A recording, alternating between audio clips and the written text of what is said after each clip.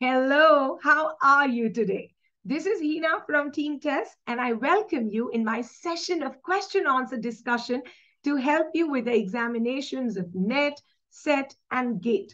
Well, the book we have started to discuss is What, When, Why, How. This is a book of multiple choice question answers, and it is the first of the 8 in the set.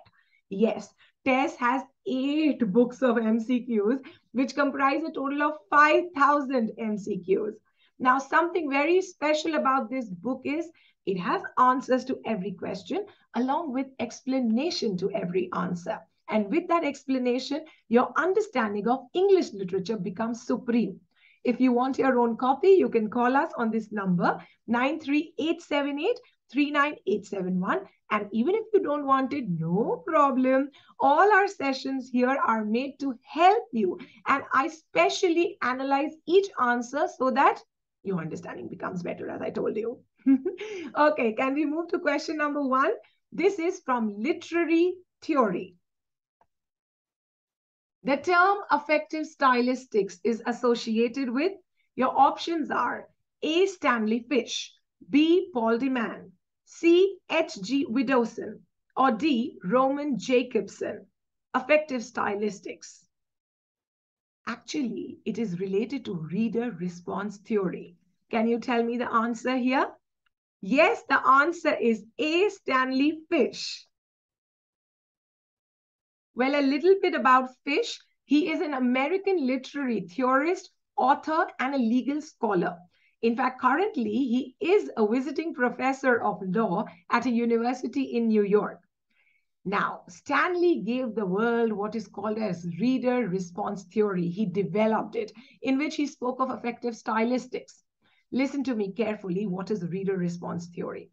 According to Fish, a literary text is an event which occurs in time.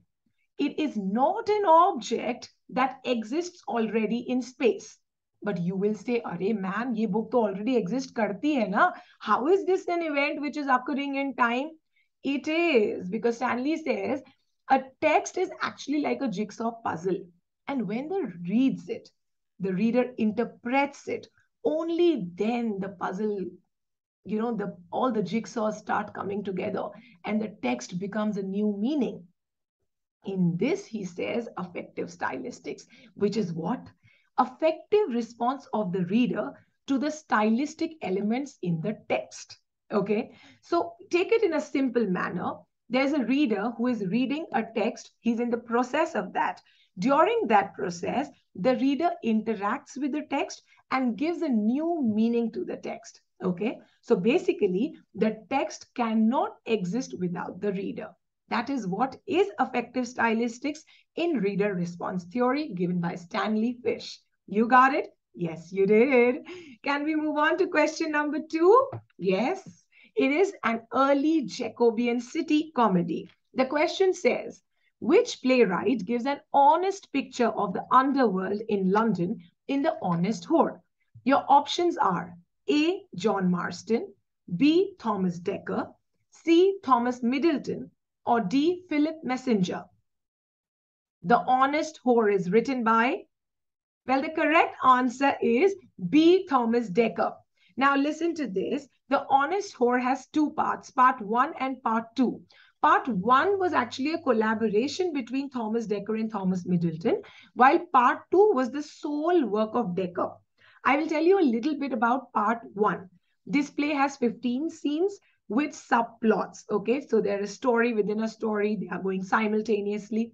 The setting of the play is Milan in Italy. Who is the whore who has been spoken about in this play? Well, her name is Bella Front. She was introduced in scene number 6. And why is she called honest? She left her profession. She became loyal and honest because of her love for a man called Hippolito. But now, जैसा हमेशा होता है प्यार में, Hippolito already प्यार में है with another female called Infelice. The end of the story is Hippolito and Infelice become one. Bella Front moves ahead in her life, but then she has a lot to learn, lot to tell. And there's one more important protagonist in this comedy. His name is Candido, and he is the epitome of patience. Candido को गुस्सा नहीं आता है, कुछ भी कर लो Candido गुस्सा नहीं करेंगे. So this play basically tells about a whore who can be honest and a man who can be calm and patient. For more, you can definitely do your own research. I told you a little bit about the honest whore. This will take us to question number 3, a chronological question. Arrange the following authors chronologically. The authors given are: 1 is Samuel Beckett, B is Peter Ackroyd, 3 is John Fowles, and 4 is Graham Greene. These are the options. Obviously, I won't read them. I will tell you the answer directly. The answer is B, 4132. I will tell you about each author's lifespan along with a little introduction about them. Graham Greene from 1904 to 1991. He was a British author, and his novels treat life's moral ambiguities in the context of contemporary political settings. Okay? Now, the second is Samuel Beckett. His lifespan was from 1906 to 1989. He was an Irish author who wrote in French and English, and his works explore the theme of the absurd. For example, Waiting for Godot, his masterpiece. And Samuel Beckett was awarded Nobel Prize in Literature in the year 1969. Third is John Fowles. His lifespan, 1926 to 2005. He was also a British author, and he was a teacher in different countries of the world, like Greece, France, and Britain. His postmodern novels combine sex and love with society and philosophy. And the last of the authors is Peter Ackroyd, 1949 to still with us. Peter Ackroyd is a British author who first wrote poetry and also a very famous biography of Ezra Pound. And later he shifted to fiction. Good enough? A nice trivia for you. And this takes us to question number 4. My dearest, the Canterbury Tales. Here is God's plenty. The question is, the name of the prioress in the Canterbury Tales is, your options are A, Eglantine, B, Alison, C, Beatrice, or D, Laura. The prioress is called, the answer is easy. It is A, Eglantine, Madame Eglantine. Now, Madame Eglantine is portrayed as an upper class and hypocritical character in the prologue to the Canterbury Tales. She sings through her nose, speaks French in the manner of Stratford, and eats so carefully that she never spills a drop. She basically imitates that courtly damsel, okay? Now, she would weep if she sees a mouse caught in a trap. She's very elegantly dressed with a brooch and a rosary. The brooch has something inscribed on it, A.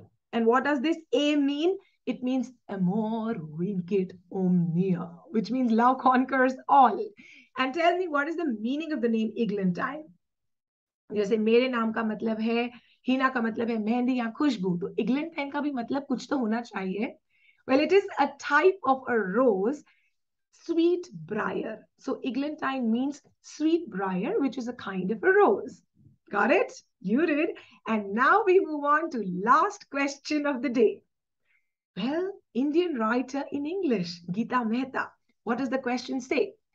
Geeta Mehta's A River Sutra is a collection of stories depicting the diversity of the Indian society, united by the motive of the Dash River, which river has been talked about, specified in a River Sutra. Your options are A, Ganga, B, Brahmaputra, C, Kaveri, or D, Narmada. Think?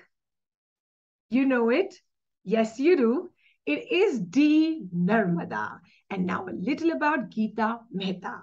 Well, until the 1970s, Geeta Mehta was a documentary maker. In fact, she covered events like the Bangladesh War for News Channel. But then later, she shifted from journalism to writing. And since then, she has been continuously searching for new insights into the country she was born, although she does not live in India now. But then she does speak about India. All her novels do that. Now, few of her acclaimed novels are Karma Kola, Raj, Eternal Ganesha, Snakes and Ladders, and this collection of stories called a River Sutra. The theme of River Sutra is love, friendship, and desire. And there's something unique about a River Sutra which you should know. Gita Mehta has featured only Indian characters in this collection, unlike his previous works. And this brings us to the end. We are done with today's session. I hope you had something valuable to learn, and do tell me in the comments what was your score. And don't worry, even if it's a 1 or a 2 or a 3, we are helping you. We are helping ourselves by helping you, because definitely knowledge shared is knowledge gained. That is my principle. Thank you so much for watching. I will be back again with another 5 question answers from my dear book, What, When, Why, How. If you want your own copy, or if you want an online course with Kalyani ma'am or an online quiz program, you can contact TES on the number 93878 39871. This is Heena saying bye-bye. Have a good day.